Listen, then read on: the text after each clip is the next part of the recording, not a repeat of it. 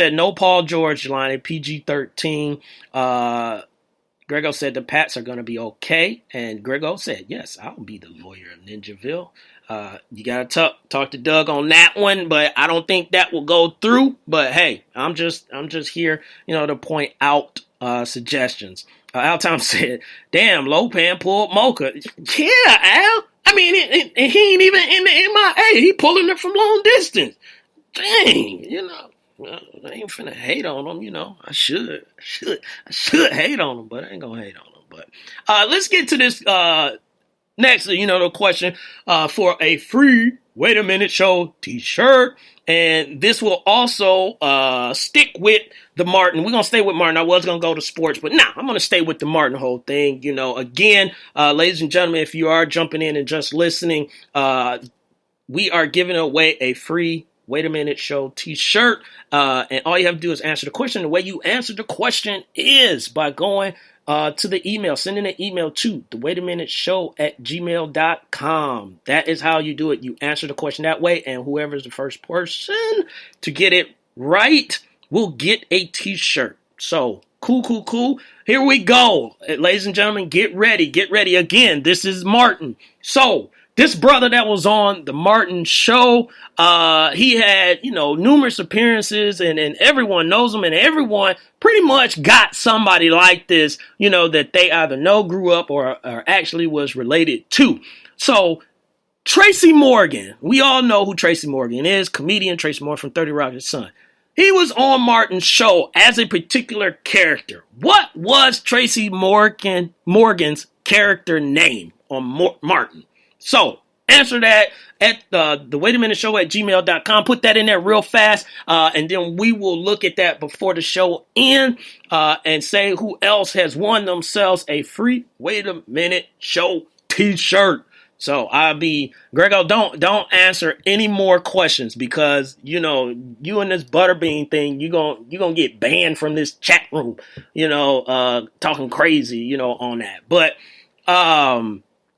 so we will see, and I see some people already throwing in answers in the chat, so make sure, hey, if you haven't already, email it, Grego. We're going to move on from Grego. So I want to go back to something. I don't know if you heard, about this. So everyone has heard about the Malice in the Palace and saw it and, had their, views on it and everything else, on it. Bad look, very bad look, for the NBA, and for, your boys, Ron Artest and Steven Jackson and all of them that was, involved in it. But now Steven Jackson was on the Rich Eisen show, talking about this whole thing with the Malice in the Palace. And he pointed out something that I really thought was that needed to be said, on it. He said, this is what he's saying to Rich, on the Rich Eisen show. He said, we all know Ron isn't in his right mind. That's Steven Jackson words. So if this gets back to Ron Artest, that wasn't me. He said, we all know Ron isn't in his right mind.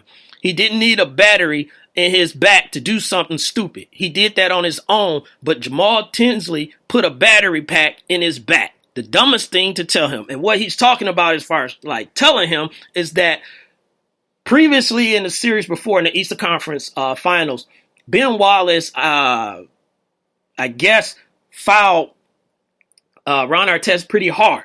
So fast forward to next season, Pacers are blowing out the Pistons. It's almost over. It's like 46 seconds left or whatever. Ben Wallace going to the basket or whatever. Ron Artest fouls him really hard. Where this possibly came from is that Jamal Tinsley, is what Steven Jackson is saying, was telling him that here's a perfect time for him to react on what Ben Wallace did, and get some get back, on Ben Wallace. And we saw what happened. Ben Wallace is about that life because he don't play. He from Whitehall, Alabama. Anybody I can say that probably with the name from Whitehall, Alabama, probably don't play. And if you looked at Ben Wallace, he don't look like he play, around. So Ben Wallace basically stepped to Ron and everything. We already know the rest. So, ladies and gentlemen, I'm going to put this, like Steven Jackson said, I'm going to put this on Jamal Tinsley because he hyped a crazy man up, and that crazy man basically said, you know what? Yeah, you're right. I should give him a hard foul. Indeed. See, that stuff Lopan be doing. So Jamal Tinsley, come on, man. Come on. Was Jamal Tinsley in the audience when they were fighting? I don't know. I remember Fred Jones being up there.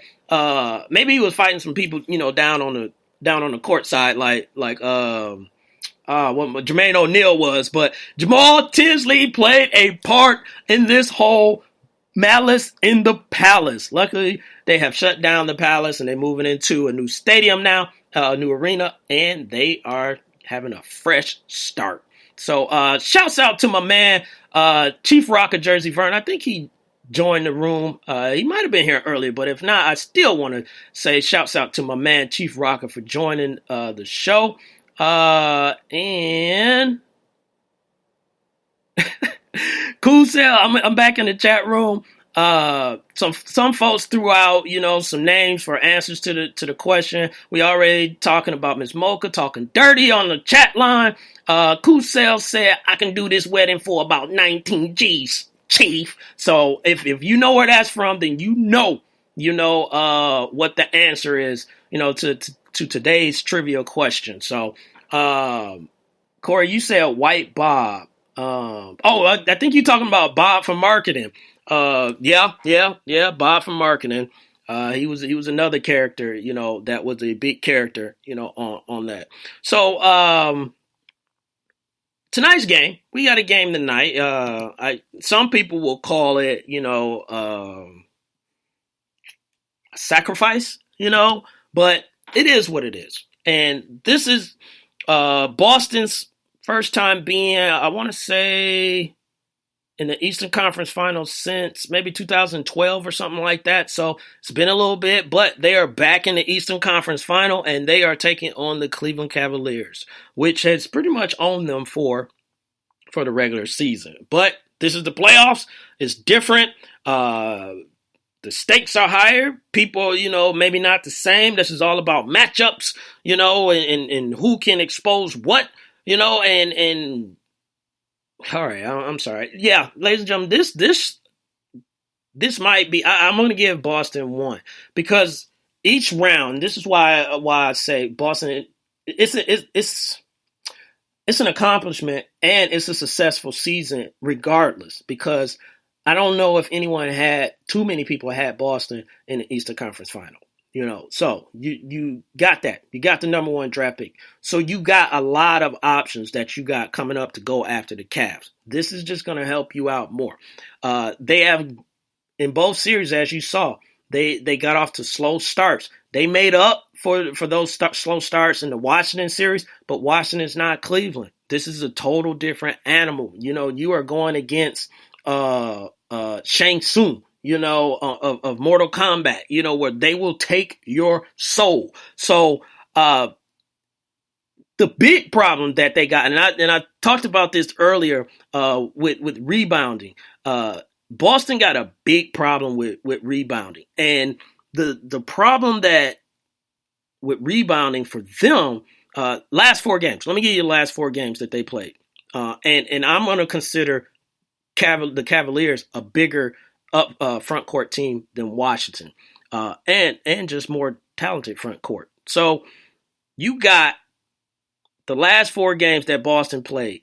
They lost the rebound battle 43-31, 46-37, 45-31, and then they won one with 48-45. So you have to be on point with your shooting because you can't expect to win the rebound game. The other thing is going to be Isaiah Thomas. Can Isaiah be Mr. Fourth Quarter? Because at some point, if they're in the game and it's because of Isaiah, I'm telling you right now, I'm letting you know early, Isaiah is going to get the assignment, or he's going to get that assignment that's going to defend him of LeBron. And it's going to be the same thing like he did, on D Rose. And so can you overcome those hills, those mountaintops? I don't know. That's a lot to be asking. And let's not forget, the Warriors has won 2 games. They're 2-0. They may not say it, but I'm going to say it. They are trying to keep up with the Golden State Warriors. The last thing they want is to have a drag out or go 6 games, I don't think anyone's thinking it's going to go 7, but 6 games with Boston. And then if Golden State sweep, San Antonio, then they sitting there resting. This is all a setup. So I just think tonight it's going to just straight be gangbusters, and they're going to try and demoralize them and get the crowd out of it early. It is very, very possible. But Boston has a chance. They could shoot themselves into this series. That's probably their only way. They're not going to, Kelly Olynyk, you're not going to get another 26-point game from him for this season. So, they're going to have to be on point with their shooting because rebounding, they're going to lose. They're going to lose that. They're going to lose that match, and that 3-headed monster, along with those shooters, it's going to be a problem. But I'm going to be watching it tonight. It should be fun. Let me go into the email again to see if we have a winner. Because I think some folks... Oh, let's see. Grego, you know what? I'm not even going.